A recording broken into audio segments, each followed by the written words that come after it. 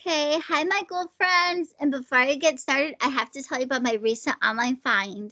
If you like to smell good, I do, you have to check out Okcha. The bottles alone are so cute. And look at the ombre. This is from their candy collection, and this is watermelon jam. And I love anything watermelon. And this one is pink euphoria, and it smells just like Skittles. And even the boxes are ombre. But it's not just their candy collection that smells amazing. This is called Nebula, and this is inspired by Burberry's Her, and it smells so good, and they last all day long. And you can try Okta with my 10% off code Amanda53715, and the link will be at the bottom of this video. I highly recommend Okcha. Best perfume I ever found. And thank you, Okcha, for letting me promote your items. I absolutely love you. Welcome to the latest and definitely the greatest. Here's to you. Now, welcome to the channel of Haunted History. I am your spooky host, Manda K. With the saying, you can take the girl out of the paranormal, but not the paranormal out of the girl. And this evening's video, we are going back to the 1700s in North Carolina when pirates ruled the seas and streets of downtown Wilmington. This is just one story I will be focusing on, even though Wilmington has cascades of haunted tales, but this is the one I chose. So let's begin. Boo. In the early 1700s, Wilmington was known as New Liverpool. And New Liverpool was a rough and rowdy seaport. Pirates like Blackbeard, Calico Jack, and Bonnie Mary Reed, these are just to name a few, who wandered these Carolina streets. And a little pirate fact, since we're on the topic of piracy, was a hard and violent lifestyle. There were battles, weather risk, injuries of many sorts, scurvy and other diseases, and of course, fights among crew members. Pirates were brutal. And one example of punishment was called knee-hauling, which is spelled Keehauling.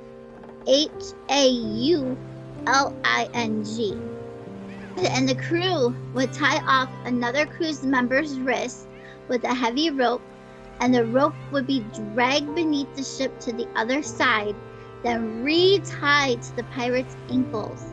Then the culprit would be thrown overboard again, with the other seamates watching as he was pulled from one side of the ship to the other, and the razor-sharp barnacles on the underbelly of the ship would tear the poor guy apart. Now, many pirates use this torture tactic, but Blackbeard used this method the most. And another tidbit of information, a lot of innocent men were shanghaied. And if you're not familiar what that means, I will explain it. These men would be slipped drinks spiked with something that would knock them out. They would be robbed, and a trapdoor where they would be sitting would open, and they would fall into a basement-type room. Then the men would be tied up, carried off passed out, mind you. Then be dumped off on a seagoing vessel. The innocent men then would go or come out of the drug-induced state and find out that they were signed on as ship crew members. Could you imagine waking up on a ship away from family and friends and a love if you had one? I mean, this was all against their will, too. And these men would be of all ages.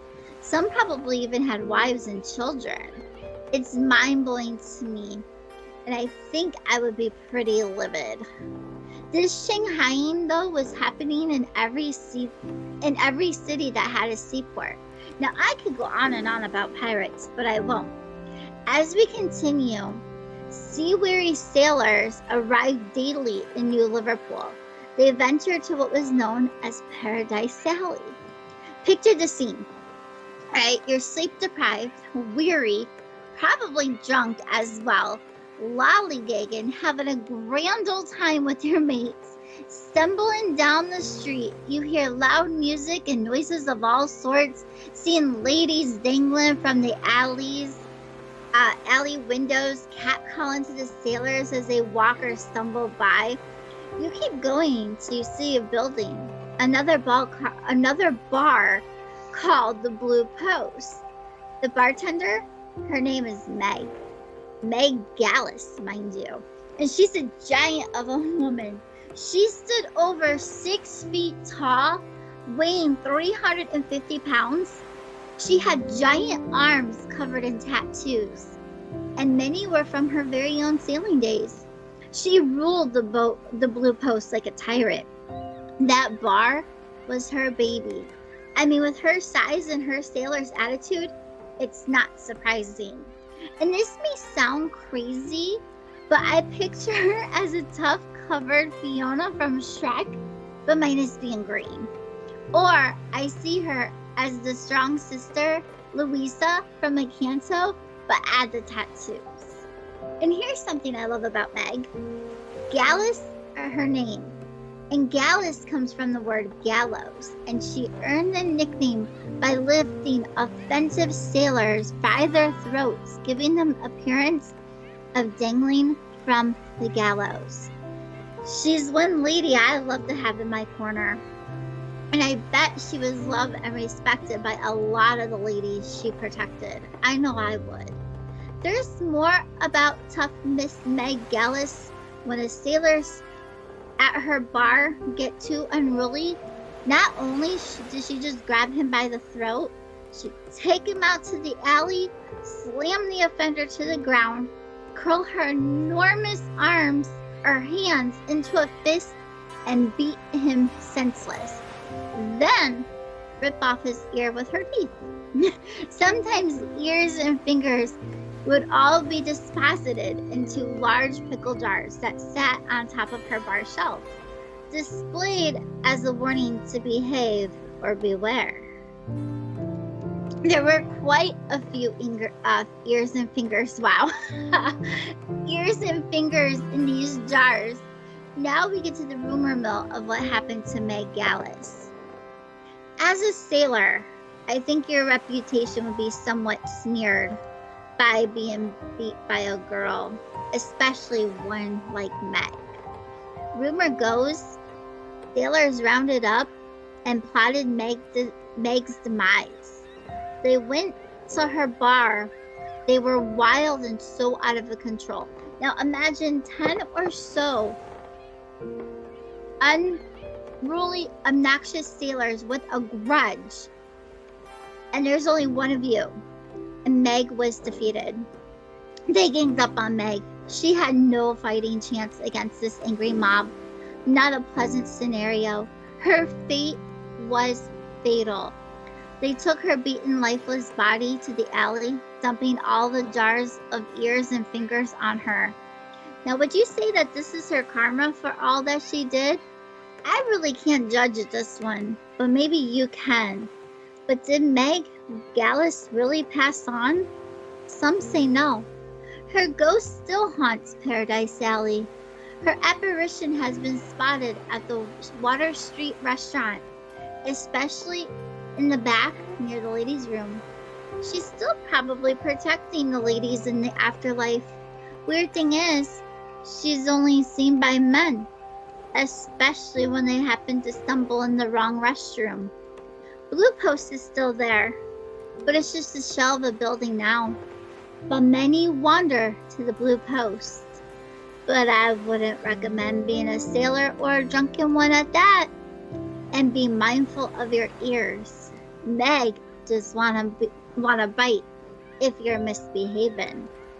I have been to this location twice, and I love this town of Wilmington. My future plan is to move there. That's how much I love North Carolina. But here are some sweets to the sours. Wilmington has nicknames known as Wilmy or Wilms. So cute, right? And Wilmington also has a slogan in the middle of it all, and it's significant in so many ways. Just read the history of this historical town, and you'll see why they have this slogan. It'll make sense. Also, many movies and shows have been filmed in Wilmington, including my favorite teen drama, Dawson's Creek. And I've even been past the house where James Vanderbeek stayed while filming Dawson's Creek. But anyways, I must vanish. Thank you, viewers, for your love and support. Thank you, Okta, for this promotion. Check them out. Check them out. Their scents are amazing. There's something for everyone, including the unisex, which happens to also be part of the candy collection. Thank you, Pat Lou, for all you do. I wish each and every one a frightful and beautiful night. Bye.